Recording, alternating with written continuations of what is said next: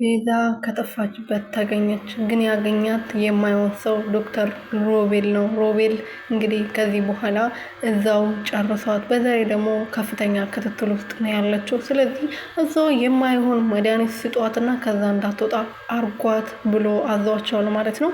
ሰላም ሰላም ቤተሰቦች እንዴት ናችሁልኝ? እኔ ያለው ፈጣሪ የተመሰገነ በያላችሁበት ሰላማችሁ ብዙ ትርፍርፍ ይበልልኝ።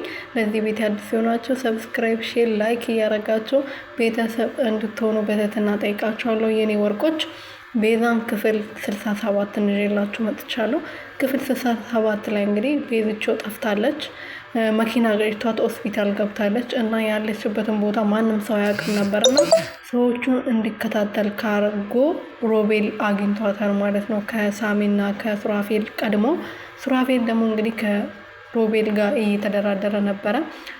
ቤዛን ለኔ ስጣት፣ እኔ አስወግዳታለሁ፣ ለኔ ስጣት፣ ቤቱንና ንብረቷን ካስተላለፈችልኝ በኋላ እኔ አስወግዳታለሁ። ከዛ በኋላ እንድትወገድ አይደለው የምትፈልገው። ስለዚህ አንተ ያሰብከውን እኔ አሳካላለሁ ቢለውም ሮቤል ግን ላንተ አሳልፌ አልሰጥም፣ አሁን ያገኘው ትልቅ እድል ነው። ስለዚህ ይሄን እድል ደግሞ እንዲያመልጠኝ አልፈልግም።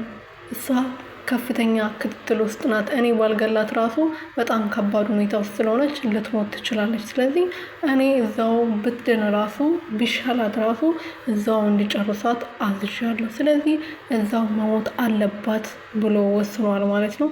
ሱራፌል ግን በጣም ጨካኝ፣ ከዶክተሩ የባሰ ጨካኝ ነው ማለት ነው። ስንት ጊዜ አፈቅርሻለሁ፣ ስንት ጊዜ ሞትልሻለሁ በማለት ሳሚን፣ ሉላ ማነች ቤዛን፣ ሉሲን ካሳመናቸው በኋላ ለካ እሱ ቤዝቾ ላይ እየተጫወተባት ነበር። ዛሬ ራሱ ቤት ውስጥ ያለችው የቤዛዬ እህት ሉላ እህቷ መሆኗን እያወቀ ወይም ደግሞ ቤዛ ያለ መሆኗን እያወቀ እሱ ሲደራደር ነበር።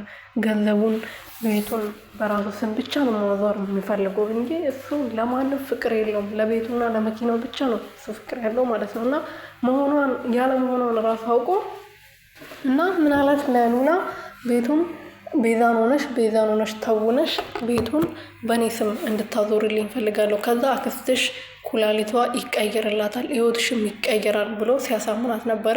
ሉላ ደግሞ እኔ መቼም አላረገውም፣ እህቴ ላይ እንደዚህ ማድረግ አልችልም፣ አክስቴ ታክማ እንድትታከብልኝ እፈልጋለሁ።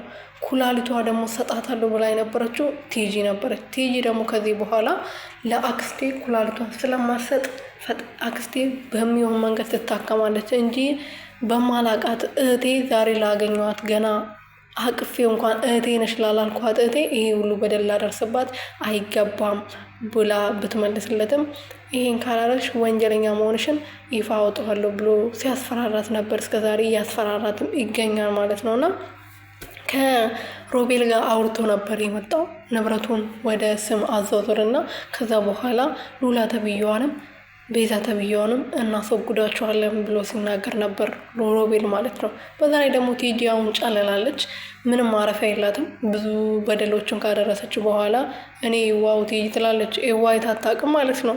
አቤት እንዴት ስታስቀኝ እንደነበረ እኔ ዋ ምስኪኗ ቲጂ ዛሬ ጎዳና ላይ ወጣው እያለች ነበር። እና ዛሬ እንግዲህ ጎዳና ላይ ወጣ ሲጃራ እያጨሰች መንገድ ላይ ነው ያለችው። የክፉ ሰው መጨረሻ ይሄ ነው ቤተሰብ።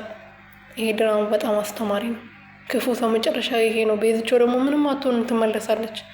ሉላዬ ለሷ የሁሉ ስቃይ ላደረሱባት ትበቀልላታለች። የምር እህቷ ናት።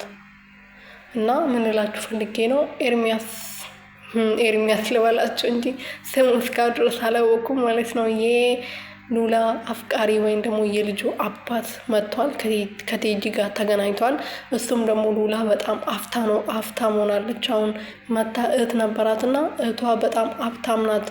ስለዚህ እዛ ቤት ገብታውን ከእህቷ ባል ጋር እቃቃ እየተጫወተች ነው። ስለዚህ በጣም አፍታም ናት ብላ ስትነግረው በምን መንገድ ልቀርባት እችላለሁ? በምን መንገድ ይቅርታውን ላገኝ እችላለሁ? ስለዚህ አሁን ኤጄ ይቅርታ መጠየቅ አለብኝ፣ እባክሽ አሳይ ብሎ እየጠየቃት ነበር። እና አሁን ከሄድክማ ሀብቴ ፈልጎ ነው የመጣው ነው የምትለው። እሷ እንደ ቤዛ ምስኪን አይደለችም፣ ሉላዬ ቆቅ የሆነች ልጅ ናት ብላ ነበር የመለሰችለት። አይ እሷ በእኔ መቼም አትጨክንም፣ በጣም ነው የምታፈቅረኝ። በዛ ላይ ደግሞ ልጄን በወዴ ተሸክማለች። ስለዚህ ዛሬ ተሳስቻለሁ ብዬ ይቅርታ ብጠይቃት ይቅርታ ታረግልኛለች ብሏል። ይቅርታ ታረግለታለች።